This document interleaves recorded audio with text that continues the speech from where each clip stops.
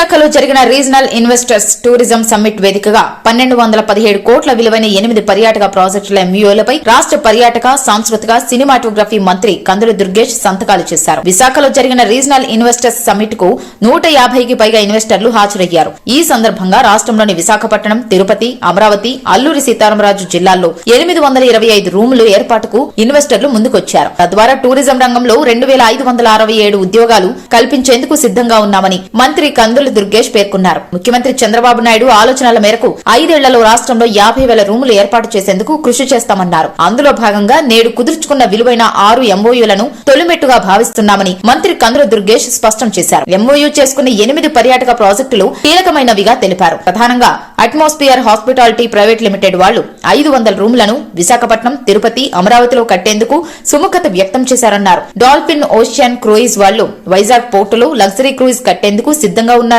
Worst enterprises blue Bay infra project కు సంబంధించిన వాళ్లు 100 రూములతో వైజాగ్ లో లగ్జరీ రిసార్ట్లను కట్టేందుకు ముందుకు వచ్చారన్నారు. Royal farms beach resorts, hotel S park వాళ్లు బాపట్ల జిల్లాలో 100 రూములను నిర్మించేందుకు ముందుకు వచ్చారన్నారు.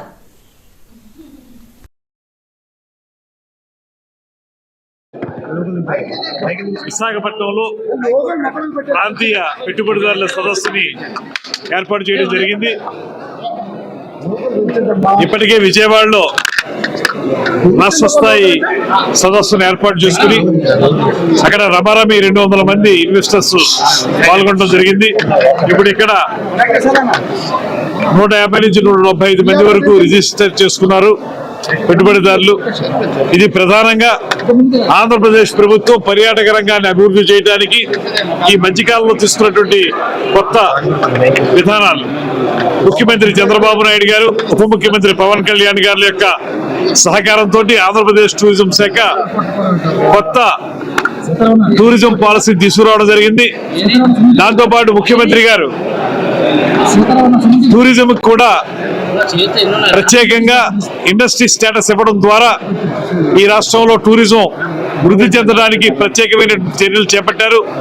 అవన్నీ ఇక్కడ ఇన్వెస్టర్స్ అందరికీ కూడా వివరించి తద్వారా వాళ్ళతో మాట్లాడి రాబోయే రోజుల్లో ఎంతో సుందరమైన ప్రదేశమైనటువంటి ఉత్తరాంధ్ర, ఒక అద్భుతమైనటువంటి సముద్ర తీరం, మరో పక్కన అటవీ సంపద, ఇంకో పక్కన ప్రకృతి రమణీయత, ఇవన్నీ ఉన్నటువంటి ఈ ప్రాంతంలో ఎవరైతే ఔత్సాహికులు ముందుకు వస్తారో, పర్యాటక ప్రాజెక్టులు టేకప్ చేయాలనుకుంటారో వారికి మేము ఇచ్చేటువంటి రాయితీలు ఏ రకంగా ఉంటాయని తెలియజెప్పి వారందరినీ ఆహ్వానించడానికి ఈ కార్యక్రమాన్ని ఏర్పాటు చేశాం. చాలా ఉత్సాహంగా అందరూ ముందుకు వచ్చారు. ప్రత్యేకంగా ఈ ప్రాంతంలో అనేక ప్రాజెక్టులు నిర్మించడానికి ముందుకు వస్తా ఉన్నారు. వారందరికీ ఆహ్వానం పలుకుతూ ఇవాళ ఈ కార్యక్రమంలో ఇప్పటికే ఈ రోజు ఉదయం రమారమి ఒక 6 ప్రాజెక్టులకి ఎంయూలు చేసుకోవడం జరిగింది. మెమోరాండం ఆఫ్ అండర్స్టాండింగ్ చేసుకోవడం జరిగింది. అందులో అట్మాస్ఫియర్ కోర్ హాస్పిటాలిటీ వారు, అదేవిధంగా సుమి హోటల్స్ వారు, డాల్ఫిన్ ఓషన్ క్రూజ్ వారు, రిపిల్స్ అండ్ కంపెనీ వారు, Everest Enterprises and Blue Bay Infra వారు, అదేవిధంగా Royal Farms and Hotel S Park వారు టోటల్ వాల్యూ ఇప్పటికి వచ్చి 1,217 కోట్ల రూపాయలు ఎంఓయూలు చేసుకున్నాం. దీని ద్వారా 2,567 మందికి ఉపాధి కల్పించేటువంటి అవకాశం ఉంది.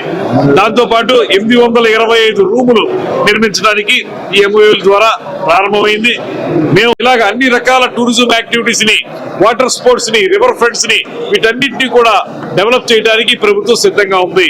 దాంతో పాటు కేంద్ర ప్రభుత్వం కూడా ఎంతో ఉదారంగా ముందుకు వస్తా ఉన్నారు. ఈ మధ్య కాలంలోనే 177 కోట్ల రూపాయల శాంక్షన్ చేశారు.